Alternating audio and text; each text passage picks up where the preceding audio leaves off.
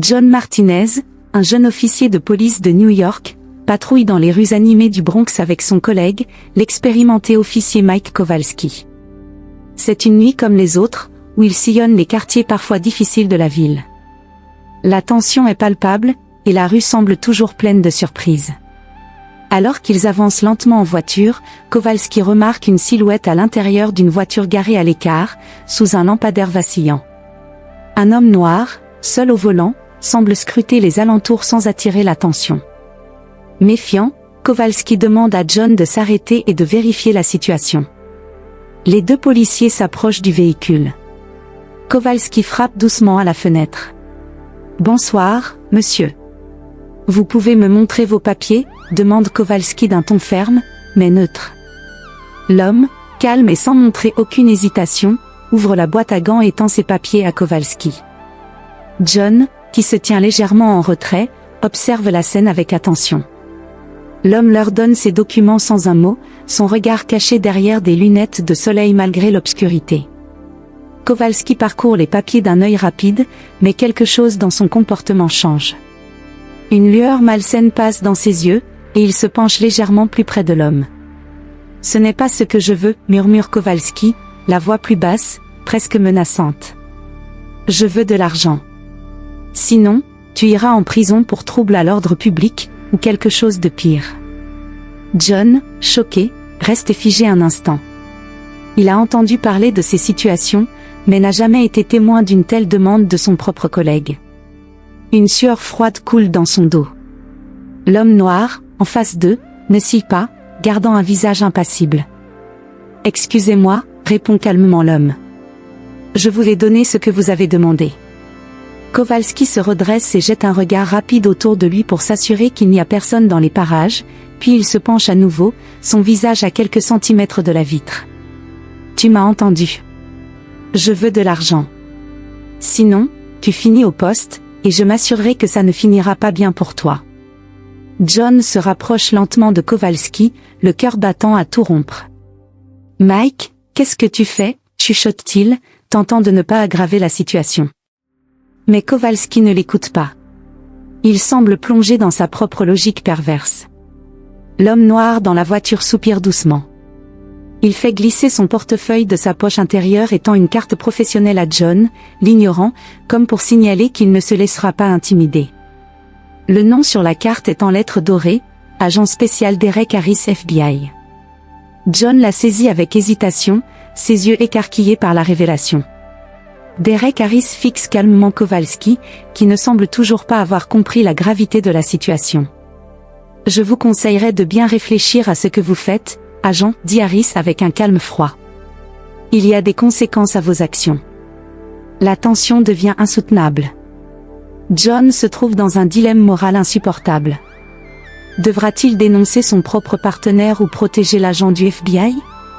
John sent la pression monter, son cœur battant à tout rompre. Il sait que la situation a dépassé le simple contrôle de routine. Cela n'est plus seulement une affaire de corruption ordinaire.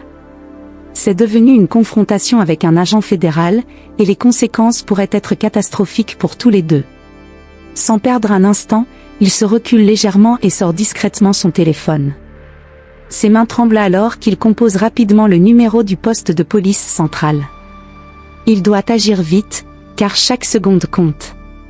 Kowalski, absorbé par sa tentative d'intimidation, ne remarque rien. Central, ici l'agent John Martinez, badge 4721, murmure-t-il rapidement. J'ai besoin d'une unité sur place. Situation urgente. Agent du FBI en danger. Possible extorsion en cours par un officier de la NIPD. Il raccroche juste avant que Kowalski ne se retourne vers lui. Le visage de John est pâle, mais déterminé. « Mike, ça suffit, » dit-il soudain d'une voix ferme, rassemblant tout son courage. « C'est un agent fédéral.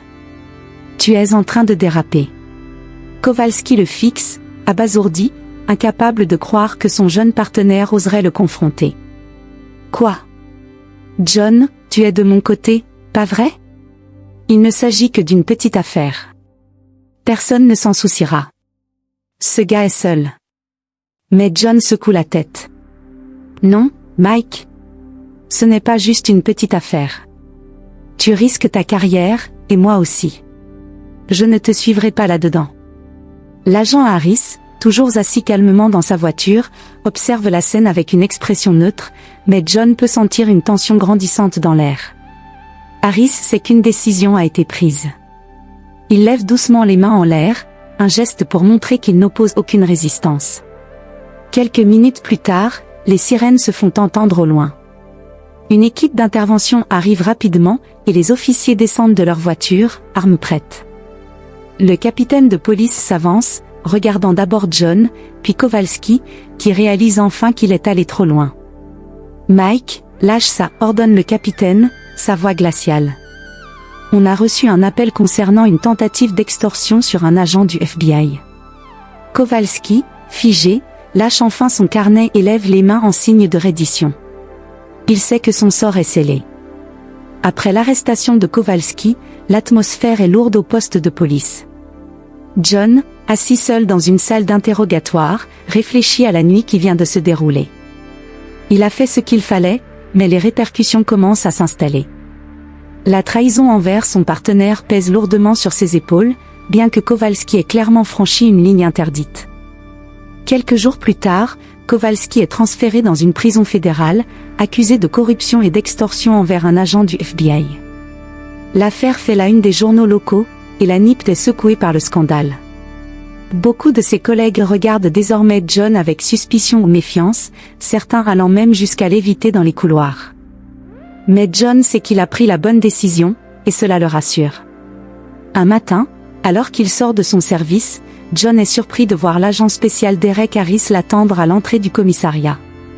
Harris, toujours aussi calme et imposant, s'approche de lui avec un sourire discret. « Martinez, j'ai une dette envers vous », dit Harris en lui tendant la main. John, encore un peu nerveux, serre la main de l'agent. « Je n'ai fait que mon travail », répond John modestement, bien qu'il sache que cela dépasse de loin ses obligations. Harris secoue la tête. « Non, vous avez fait plus que cela. Vous avez risqué votre carrière pour faire ce qui est juste.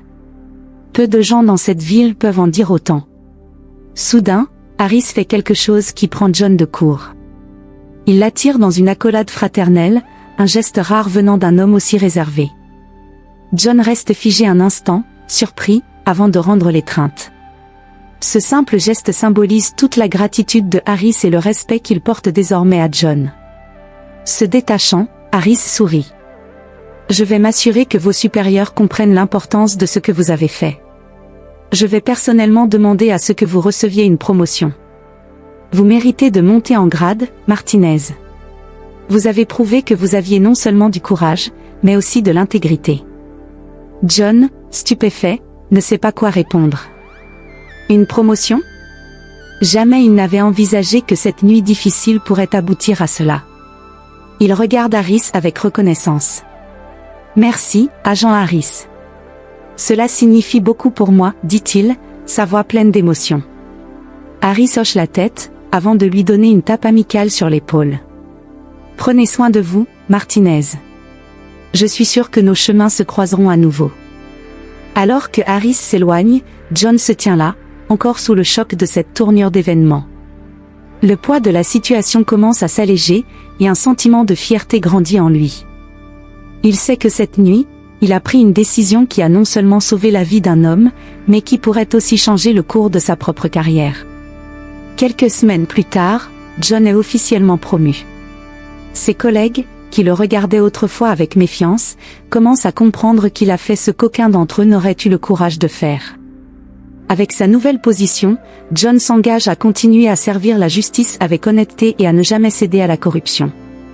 Cette histoire met en lumière le fait que dans la vie, il est parfois nécessaire de prendre des décisions douloureuses pour garantir une justice plus grande. Ce récit est un exemple inspirant de comment une seule décision peut changer non seulement une vie, mais aussi la perception que les autres ont de vous.